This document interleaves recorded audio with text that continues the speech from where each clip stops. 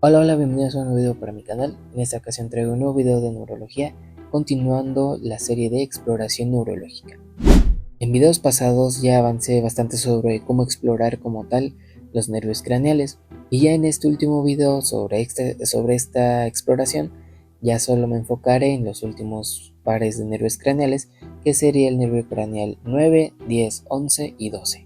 Sé que se dicen mucho 4 nervios craneales, pero ya es más poquito lo que se debe de evaluar de cada nervio craneal. Ok, por ejemplo, empezando con el noveno par craneal y el décimo par craneal, que es el glosofaringio y el vago respectivamente, pues como tal se evalúan en conjunto, o bueno, los dos al mismo tiempo, porque tienen funciones compartidas, por decirlo así. Ok, entonces tienen funciones sensitivas, motoras, reflejos como el reflejo nauseoso y del velo del palatino, y también un poco sobre la función de las cuerdas vocales. Ok, entonces empezando con la función sensitiva, pues vamos a evaluar como tal el tercio posterior de la lengua. En el video pasado, cuando hablé sobre el nervio facial, ya había hablado sobre cómo evaluar como tal la sensibilidad de los 2 tercios anteriores de la lengua. Ok, entonces en este video, bueno, en estos nervios, principalmente el glosofaringio, como tal se evalúa el tercio posterior de la lengua, que como tal no es tan común evaluarla. Ok, lo que más se evalúa como tal son los 2 tercios anteriores de la lengua. Ok, pero eso es más del nervio facial. También se va a evaluar como tal la función motora, principalmente viendo la úvula. Ok, ¿cómo vamos a ver la úvula? Pues simplemente explorando la orofaringe. ¿Cómo? Pues pidiéndole al paciente que abra la boca, que protuya la lengua, o sea, que la saque, y pues simplemente con un abatalenguas, pues simplemente colocarlo por acá y pues bajar la lengua para poder observar con una luz como tal la orofaringe, que pues estaríamos viendo como tal esto. Bueno, aquí está patológico, ok, algo anormal, pero pues simplemente les digo que lo que vamos a ver es como tal la orofaringe, que vamos a evaluar principalmente lo que es la úvula. Ok, cuando hablamos de estos nervios craneales vamos a evaluar principalmente la úvula. Ok, ¿qué es lo que vamos a evaluarle de la úvula? Pues la forma y la situación. Lo normal es de que la úvula pues esté central como tal, que no esté ni agrandada, ni pequeña, ni con una lesión, ni nada, ¿ok? Como una lesión como una úlcera, ¿ok? Entonces que esté normal. Pero en casos de, por ejemplo, una parálisis de estos nervios, ¿qué es lo que va a pasar? Va a ocurrir esto, de que la úvula se vaya hacia un lado o hacia el otro lado. ¿Ok? ¿Cómo vamos a saber si lo que está afectado es los nervios del lado derecho o del lado izquierdo? Pues bien, viendo en qué dirección se va. Si, por ejemplo, en el caso de la parálisis y la desviación de la úvula, esta úvula se va hacia el lado sano. ¿Ok? ¿Por qué? Porque esta función de estos nervios es inervar los músculos que provoquen como tal la elevación de la úvula. ¿Ok? Que cuando nosotros bajamos la lengua, como tal la úvula suba. ¿Ok? Entonces al bajar la lengua, la úvula suba. Esto gracias a la contracción que están inervados gracias a estos nervios craneales, el glosofaringio y el vago. Ok, pero cuando existe una parálisis de estos nervios, obviamente los músculos no van a poder elevar la úvula. Entonces, ¿qué es lo que va a pasar? Pues va a ocurrir lo siguiente, que por ejemplo, el lado sano va a estar de este lado, ¿ok? Ay, no pinta, ahí está. El lado sano, el lado enfermo va a estar de este lado, en la parte izquierda, ¿ok? Del paciente. Y el lado sano va a estar de este lado, ¿ok? Entonces, ¿qué es lo que pasa cuando bajamos la lengua y se contraen estos músculos? Por ejemplo, del lado sano, pues van a elevar la úvula, ¿ok? Pero del lado enfermo, como no sirven, como están alterados estos nervios, obviamente los músculos no van a servir y no van a poder bajar la úvula. Entonces en esta parte va a quedar como flácido, ¿ok? Como que no va a servir, no se va a poder elevar. Pero como el lado sano sí sirve, entonces se jala a la úvula del lado sano, ¿ok? Entonces por eso es de que cuando vean una úvula desviada hacia un lado, quiere decir que a donde está desviada es el lado sano. Y donde está no desviado, por decirlo así, pues es el lado enfermo, ¿ok? Y ese lado enfermo nos dice que de ese lado esos nervios craneales están alterados, ¿ok? Bueno, ya sean los nervios craneales o como están los músculos, ¿va? Entonces así queda como tal la parte motora. Bueno, y también pues obviamente decir por eso es de que luego cuando nos evalúan como tal la orofaringe, luego nos dicen, a ver, di y pues ya, ¿esto para qué? Porque pues esto nos sirve para evaluar el movimiento del paladar blando, ¿ok? Que es como que el que está por esta zona. Este movimiento se debe de ver de forma simétrica en ambos lados. Si vemos una simetría o que en un lado se mueve más y en otro menos, quiere decir, nos va a indicar un problema de estos nervios, del glosofaringeo y del vago. ¿Ok? También podríamos evaluar como tal los reflejos. El reflejo nauseoso, que luego cuando nos meten, como que el abatelengua, si nos bajan la lengua, sentimos este reflejo, ¿no? Como que ganas de querer vomitar. Esto está dado la aferencia por el nervio glosofaringeo. O sea, el que siente es el glosofaringeo, ¿ok? El que siente este estímulo de la batelenguas y pues bajarnos la lengua es el glosofaringeo.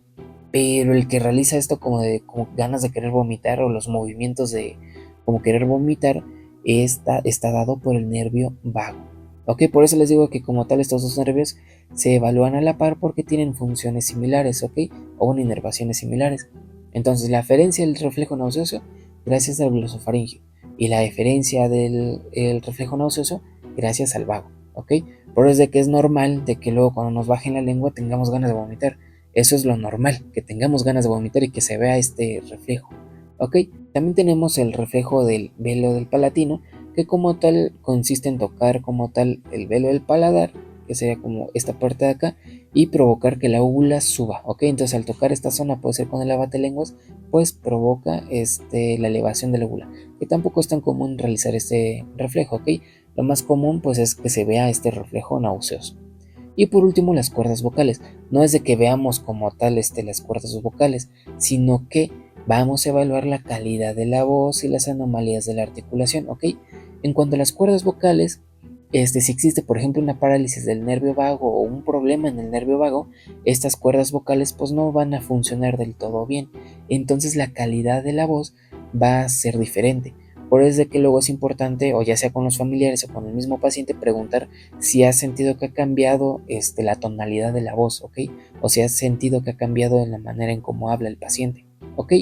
Ahora, por ejemplo, en cuanto a las anomalías de la articulación, esto está más dado por el nervio glosofaringeo, que pues como tal, si vemos que nuestro paciente no articula bien las palabras, puede indicarnos un problema a nivel del glosofaringeo y pues también del vago. Entonces así queda como tal la exploración de esos dos nervios.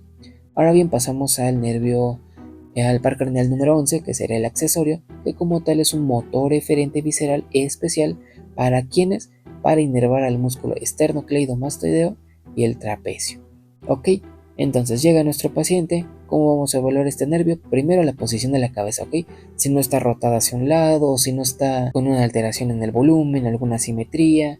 Y pues también en la inspección podríamos llegar a evaluar un poco sobre el tono muscular, ¿ok? En la inspección y en la palpación.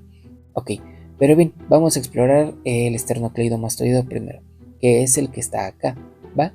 Entonces, ¿cómo lo vamos a explorar? Primero que nada, si por ejemplo el esternocleidomastoideo izquierdo, que es este que estoy marcando acá, se contrae, ¿qué es lo que va a provocar?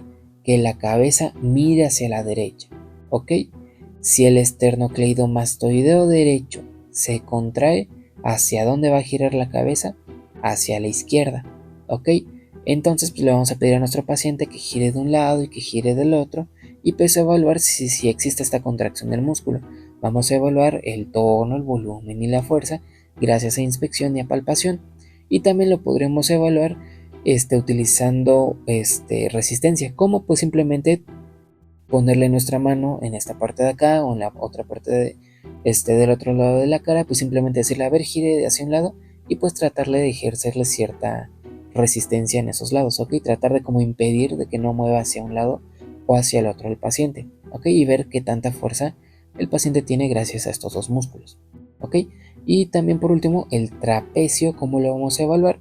Pues aquí vemos el trapecio, que es toda esta parte de acá, y se evalúa simplemente colocando nuestros brazos, nuestras manos acá y ver que eleve los hombros, ¿ok? Que suba los hombros y esto pues sea así simplemente pasivo, o sea, sin generarle ninguna resistencia o después ya generarle una resistencia, o sea, tratar de como bajarle los hombros y de que nuestro paciente suba los hombros, ¿ok? y ya con esto estaríamos evaluando como tal el nervio accesorio. Ahora por último, ya para terminar esta exploración de los nervios craneales, sigue el nervio doceavo, que es el nervio hipogloso. Ok, el nervio hipogloso pues es un motor eferente somático general de los músculos ¿de quién? De la lengua. Ok, tanto con el séptimo par craneal como con el glosofaringio ya estábamos evaluando la sensibilidad de la lengua, pero el hipogloso vamos a evaluar como tal la movilidad de la lengua. Ok, y en general como tal, si existe una alteración en el glosofaringio, en el vago y en el nervio hipogloso, puede generarnos una disartria, que si vieron mi video de funciones mentales superiores y donde me enfoqué en cuanto al lenguaje, había hablado que como tal la disartria se enfoca más como en la cavidad oral, pero pues al haber alteración de estos tres pares craneales, ¿qué es lo que va a producir? Que los músculos de la lengua o que parte de la cavidad oral o que de las cuerdas vocales no tengan una correcta funcionalidad, entonces genere problemas a la hora de la comunicación, como lo es la disartria. ¿Ok? Entonces, ¿qué vamos a evaluar acá? Pues vamos a evaluar inspección, vamos a evaluar la apariencia de la lengua, el tamaño de la lengua, que no existe una macroglosia, o sea, de que esté muy grande la lengua, o una microglosia, de que esté muy pequeña la lengua, que no exista una atrofia, porque como tal la lengua pues está conformada pues, de músculos, entonces pues hay que ver si existe una atrofia o no de esta lengua, ¿ok? Y también si existen algunas fasciculaciones, que son como tal movimientos anormales de la lengua. Después también podríamos palpar la lengua en busca de alguna asimetría o algún aumento de volumen que pues hayamos visto también a la hora de la inspección. Y lo principal es la movilidad de la lengua, ¿ok? La movilidad y la fuerza de la lengua. La movilidad pues simplemente le vamos a pedir al paciente que saque la lengua, que la lleve hacia arriba o que toque su paladar, que toque sus mejillas de lado a lado, que toque sus dientes, etc. ¿Ok? Ya con eso estamos evaluando la movilidad. Ahora también podremos ver la fuerza como, por ejemplo, ponerle aquí una batelenguas y decirle que suba la batelenguas y nosotros generar cierta resistencia, ¿ok? O por ejemplo ponerle aquí la batelenguas a los lados y decirle que mueva la batelenguas hacia los lados, obviamente generando resistencia.